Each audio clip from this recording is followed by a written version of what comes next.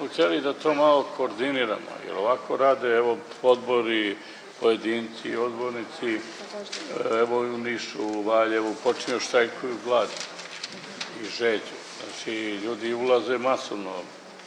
Želi smo da se to preusmeri, da nekako ipak bude organizovano, da jednobrazno, što je više, da sad ne pređu svi da štrajkuju glađu, jer to je vrlo teško i nezgodno i jednostavno ostavlja izuzetno velike posledice. Ali vidite da neki žele da blokiraju puteve, neki pruge, neki izađu na autoput. Vrlo je nezgodno sad sve to i evo danas upravo sad posle sahrane Brane Crnčevića ćemo se dogovoriti koliko je god moguće da se ovo iskoordinira i nekako uvede u red i stavi pod neku kontrolu.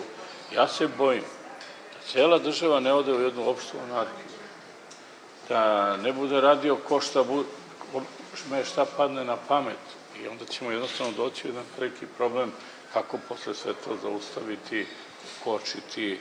Mnogi će usput napraviti niz prekršaja, raznoraznih problema i tako dalje.